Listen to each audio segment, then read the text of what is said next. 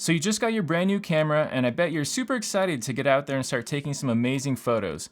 But before you do, watch this video because I put together a list of 7 common mistakes that new photographers make, so hopefully you guys don't make those same mistakes yourselves.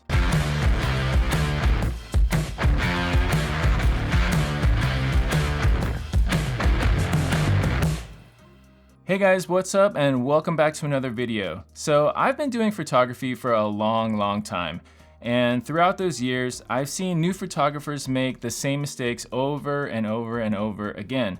So I thought I'd put together a list of the 7 most common mistakes that I see in hopes that I can help you all avoid making those same mistakes in the beginning of your photography journey.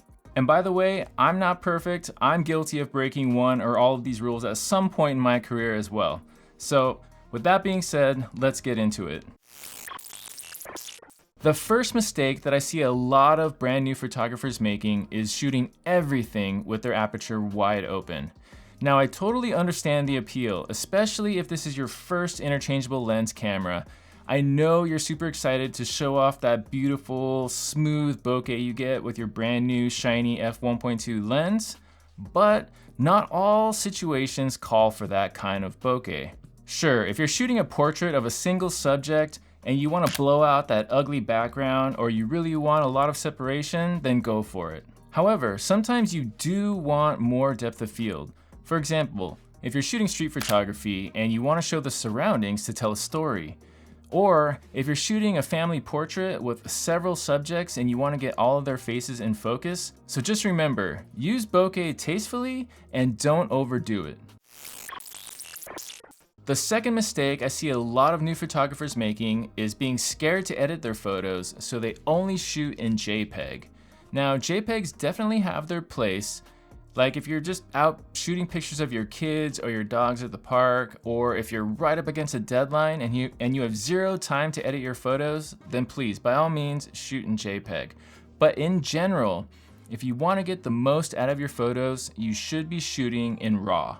RAW images retain much more information and data to allow you to push and manipulate your photos more in post. Don't feel scared or overwhelmed to start learning how to edit your photos. We all have to start somewhere. And especially in today's day and age with AI becoming more prevalent, editing is becoming easier and easier. I will definitely have more editing videos coming in the near future, so if you don't want to miss those, be sure to subscribe.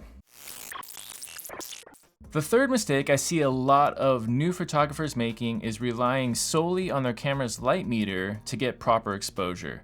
Now, I'm not saying don't ever use your light meter, but what I'm saying is don't rely solely on that one tool. Also, remember that modern digital cameras most likely have multiple metering modes.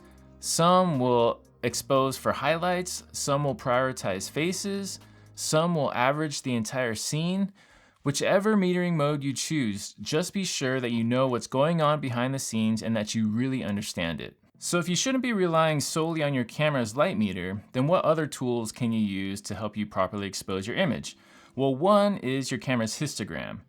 Now, the histogram is a really quick and easy way to tell whether you're underexposed or overexposed. Generally, you want the peak of your histogram to be somewhere in the middle of the x-axis. Now, of course, this isn't 100% true all the time because it really depends on the style of photo you're going for and the scene that you're shooting. One quick note about histograms though is that histograms typically display the information based off of the JPEG preview that your camera shows on its LCD or in its EVF.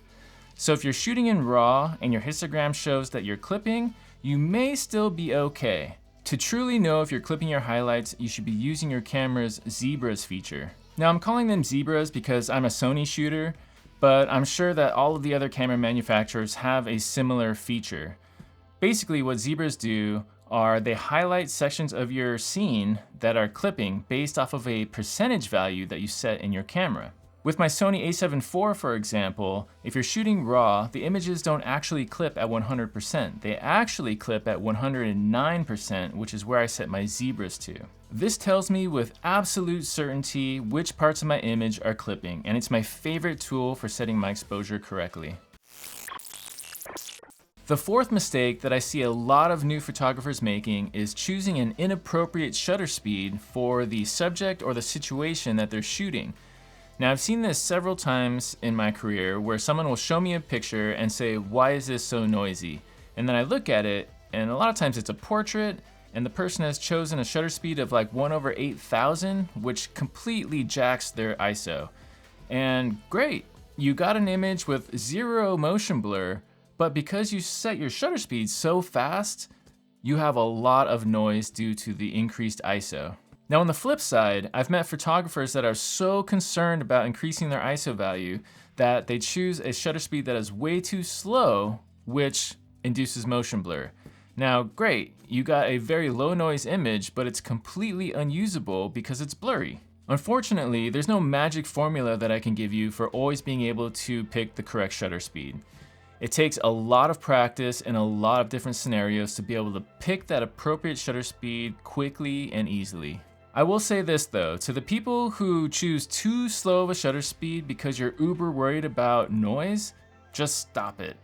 All right, because modern cameras these days are really low noise, editing software is really good at removing noise, and it's always better to get the shot and have a little bit of noise than to not get the shot at all. I touched on the fifth mistake that new photographers make a little bit already, and that's not getting enough practice. If you're new to photography, you should be practicing all the time. Different lighting conditions, different compositions, techniques, different subjects and events.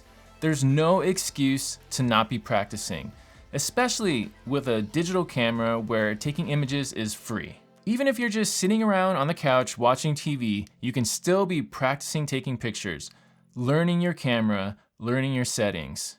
The last thing you want to do is get out to a spot where you really want to capture some special moment or some special image and you only have a split second to do it, and you either miss the image because you took too long to get your settings right, or even worse, you take the image but it comes out horrible because you picked the completely wrong settings. Many times in photography, you have just a split second to capture that special moment before it's gone forever.